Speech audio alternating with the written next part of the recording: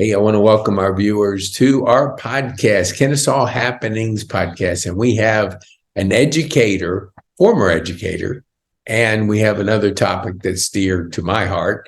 And we're going to get into really finding out a little bit about Paul and what he's doing now and how he's impacting the community. So I'm going to let Paul introduce himself, what he's doing, and who he serves out there, and then we'll get you to know Paul. Okay. Well, thank you, Pete. I appreciate that. Appreciate the opportunity to sit here and get on the podcast with you. My name is Paul Montaperto.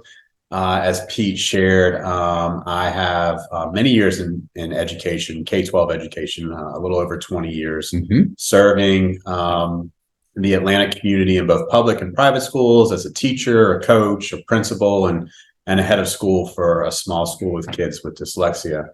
And I've spent the last 12 months or so in the consulting field in education, working with families and helping them navigate the school landscape in the Atlanta area. And the service that we've been able to provide is identifying what their academic profiles are for the kids and the family's values, and then making some recommendations of public or private schools in the area that we believe might be a best fit to service the child and the family. And it's been a really cool experience transitioning from working in a school building to now helping families discover a great school that fits their needs. And there are over 100 private schools in the Atlanta area. There's some great public schools and charter schools, and so we have the privilege of helping families with that. And then second to that, there have been cases where families have had to move into the Atlanta area or move across Atlanta. And I'm a licensed real estate broker. My wife is a licensed real estate agent. And so we have been able to help them find a home or sell a home. And so we've kind of come up with this concept of where we want to be able to serve families in the Atlanta area or transitioning to the Atlanta area with helping them find best fit schools and homes. So we are your experts with schools and homes, and sort of like a relocation service, if you will. And so it has been a blessing to be able to serve the Atlanta community in that manner. And so, again, just happy to be here and chat with you, Pete, and looking forward to a good conversation. Yeah, I got a bunch of questions for you because you hit on some topics I like or I am aware of. I don't know if I probably like it. But let's just go back to just a little bit. So being that you were a principal of Mount Perrin Middle School, was it? Yes, the middle school principal at Mount Perrin Christian School, about a mile down the road here. And I know just generally, I'm just speaking for maybe our viewers, probably one of the more important things is what schools are out there. So what kind of led you to transition into more of that role versus, being involved in the education of kids? Yes.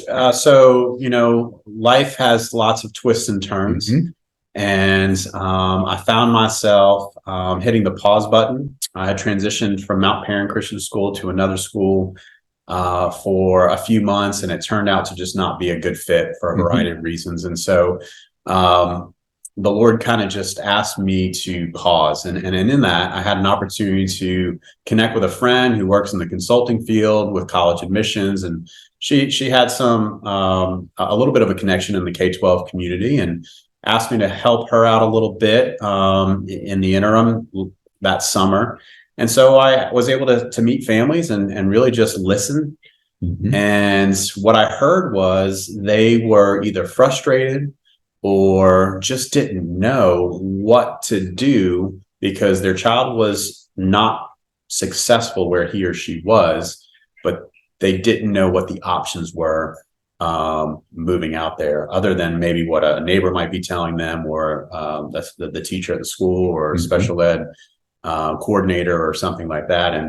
And so in the last 20 years of being in the Atlanta area, I've been able to develop relationships and get connected with a lot of private schools and public school districts in the area. And so I was able to offer some knowledge and insight and perspective to these families and help guide them and assist them to consider some schools that maybe they had not heard of.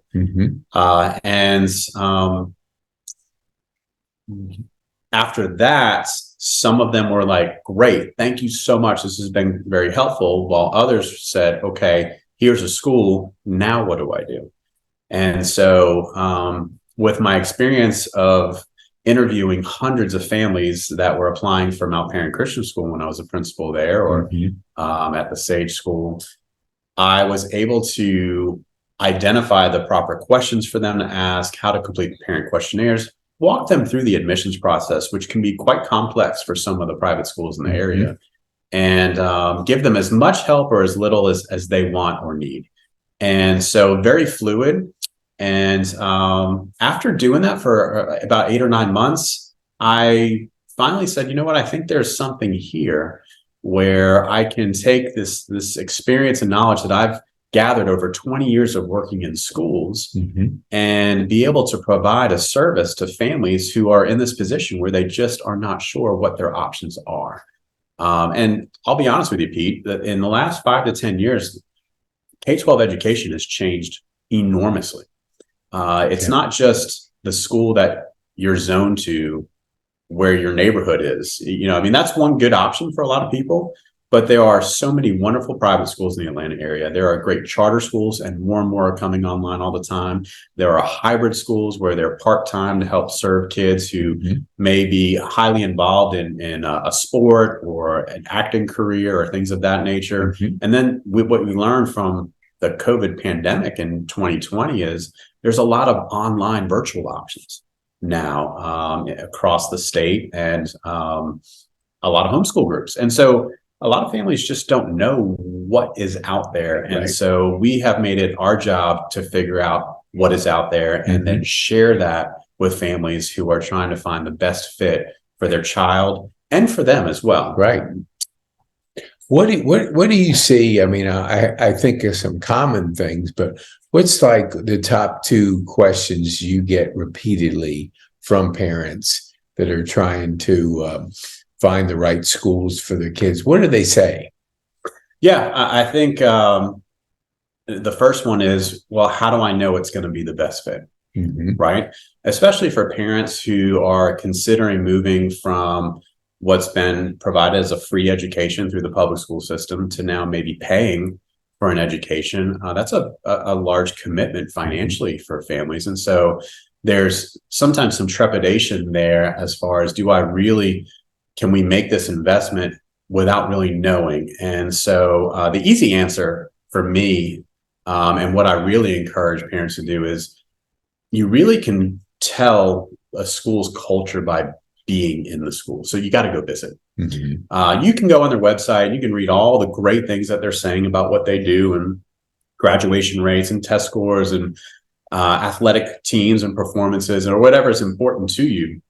But until you walk in those doors, in the first couple of minutes, you typically can get a feeling for the warmth or the lack of warmth in a school, and the way people greet you or engage with you. When you see kids kind of moving about the building, or you have a chance to peek into classrooms and hear what teachers are doing, that can tell a lot. And I've had families either slam dunk, okay, this is it, or turn around and say, absolutely not, for whatever reason. And so I think it's that first question is, how do I know it's going to be good? Right. And then secondly, I really think that for a lot of families, they know that their child is not successful or not happy, or they're not happy where they are. But at the same time, it's the only thing that they know.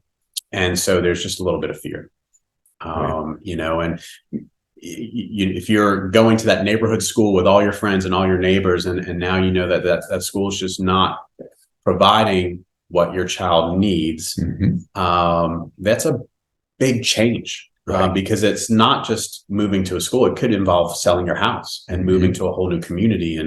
But at the same time, I think most parents will say that their number one commitment is to their child, right? That's what we're trying to do, is we're trying to nurture and grow our children to become successful adults. And so being in the right school has a lot to do with that. Right. That's what would you say? I know in our initial conversation, the word dyslexia came up, and Right. you were actually in a school that I guess it's Sage that Correct. that had. So what are the challenges with dyslexic students? I'm curious just to hear from you. I have personal experience with it, but I want to hear what an educator and what a person with that's close to it, what you think. Yeah, I tell you what, dyslexia has gotten a lot of attention in the last 4 or 5 years, good attention by organizations that are basically committing themselves to educating the general public, as well as lots of schools and teachers on what dyslexia is and what is the best way to provide a learning program for those who have it, not just for children, but for adults as well. Right. And so what I have learned is, number one, statistically, it's about 1 in 5 people. Really? Okay. About 20% of the population have dyslexia. And for many, many years, going back decades, folks didn't realize it. In the state of Georgia, it wasn't until 2019, I believe, that the Georgia State Department of Education would not even recognize dyslexia as one of the eligibility classifications to receive special education support in the public school system. And so now they do, because there's so much more research that has demonstrated that it's real. It's more than just switching letters. I think, when I was growing up, that's what I understood dyslexia to be, is if you confuse your letters or your numbers or you write them backwards. It's so much more than that. And the other thing I have learned is there's a lot of folks that have come out who are extremely successful with careers in the corporate world, acting, financial world, that have come out and said that they are dyslexic, and that that has actually allowed them to think differently about how to pursue a goal that they have, and has yielded great success. There's so many stories that Made by Dyslexia is an organization that really does a great job of spotlighting, those great stories. And so from personal experience of working in a school where kids would come to us, transitioning from a school where they were unsuccessful, these are kids that are, 6, 7, 8 years old. They've been trying to learn how to read at home or at school, and for whatever reason, they haven't been able to. Well, we know the reason. It's just because they have dyslexia. And so they come in and they're beaten down, they're defeated, they feel like they're dumb, and then they don't know how to read, and maybe they've been told that just do it faster, just do it better, and so after several weeks or a few months of seeing a different way to learn how to read through different methodologies, such as the Orton-Gillingham methodology, which is very, very popular in the world of dyslexic schools, and being around alike learners who have similar experiences, it was heartwarming to see how they would just come out of their shell and find that success and that confidence, to where now they weren't making up excuses and trying to hide when it was time to learn how to read. They were raising their hands, wanting to be the first ones to read aloud in class. Right. And so, it takes a little while for them to relearn a different strategy and approach. Right. And but once they develop those strategies, that's the toolkit that they now have for the rest of their lives in order to access content and meaning through reading and comprehension of words. And they go on to experience great success. That's it is encouraging to hear when you said the toolbox. I came across a grant at the Shank School back about 8-10 years ago. And so when I went to the class, the lady that was heading it up said, you had to be tested, and I'd already been tested. So she said, well, you have it, but you'll be amazed at the degree of people in this class of the different challenges with dyslexia. And she was right. So, I saw some things that made the hair on the back of my neck stand up, because I have a very, I don't know if it's sounds, it's letters, but I maybe you can confirm this.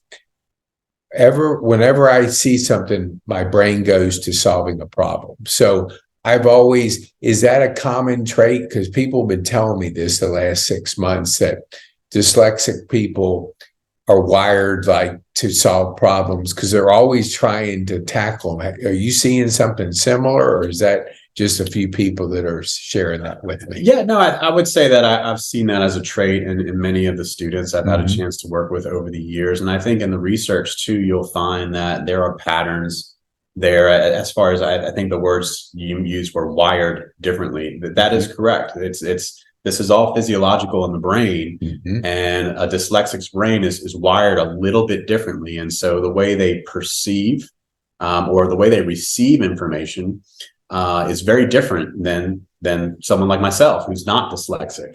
And so it's a matter of learning how to receive that and then process it, and then being able to put it out there and move forward. And so as far as the problem solving piece, that makes sense to me. And that's where the brain would go naturally. And so I think when you see a lot of the folks that have come out and have been spotlighted by Made by Dyslexia over the last several years, and they probably would identify with a very similar trait. Yeah, it's actually the person introduced me to Google text to voice or text to, and so I had never heard about that. She said, "Hey, let me share with you." So I was speaking into Google Docs 10 years ago, 8 years ago, whatever. Now I do it in my phone. Wow. So I do everything on the phone because I can speak it, and of course it transcribes it. What do you see? Let's get back to your role in transitioning people into the schools that are best suited for it. Special needs. Talk to our viewers about what are the challenges that parents have with special needs kids, and what are you seeing as far as your solutions that you have out there to better fit them with things that can help them?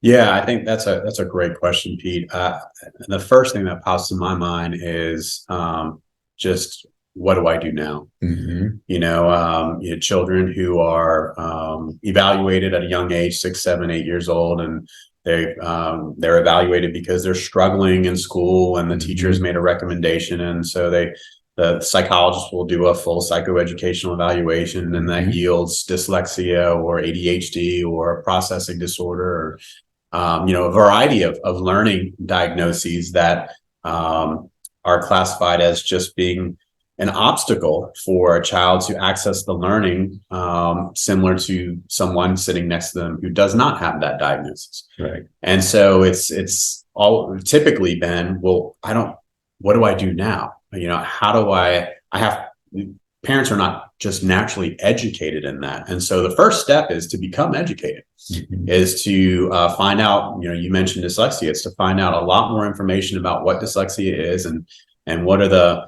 practical things that you can do as a mother or a father to support your child at home, and collaborating with the teacher or the school on how you can support their instructional models that they're providing there.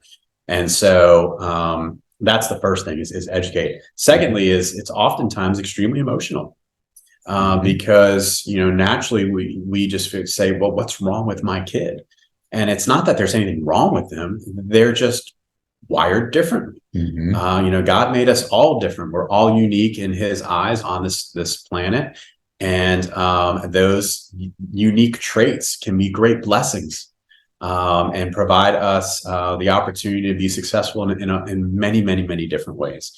But nonetheless, it can be scary and it can be emotional. And so it's part of what we do when we meet folks who are looking for something different than the school where they are, because that school can no longer support the child because of a new diagnosis, is we try to provide that emotional support to say, you are not alone in this. There are lots and lots and lots of children and people in this world who have something similar. If you think about ADHD in the last 10 years, that has been we have lots and lots of kids being diagnosed with that. I mean, I think I had it when I was a kid. I just was never diagnosed. And so what we have learned as educators is there's a lot of different ways to make sure we can provide an environment for those kids such that we allow them opportunity to attend to what's on task in a manner that suits them best. And in some capacity, that's really difficult to do if you're in a classroom of 40 kids, which unfortunately some of the bigger schools have classes that are really, really large. And so one of the benefits of a parent seeking out a school that might specialize in small group instruction is just that you're minimizing the distractions for a child who has ADHD. And there's, lots of examples in a lot of different capacities within that. And so as we listen to, a parent's thoughts and ideas and some of the challenges that they're experiencing, then we make recommendations with some different schools that we really feel like could be well suited to support those kids based on what those needs are. Yeah, that's my youngest was diagnosed with it in high school. And so when she went to college, we were able to get her extended times for testing, note takers, and all the tools, like you said earlier. If you have the tools, it's easier to build anything. So in education, I'm sure having those tools and knowing that you could have an extra 20 minutes on a test and somebody would take notes and you could absorb it differently than just trying to write it out. So I want to do this because we want to have you back on our show to dive deeper into a topic like dyslexia. But I want you to give our viewers, one, how do they get a hold of you? And the last thing is, if you can recommend somebody that runs in your circles that you think would be a good guest for our show, we'd love to, obviously have that person on there because we want to dive deeper, into special needs and another one into dyslexia. So just how do people get a hold of you? Yeah. So thank you, Pete. I appreciate it. And it's the time's gone by fast, hasn't it?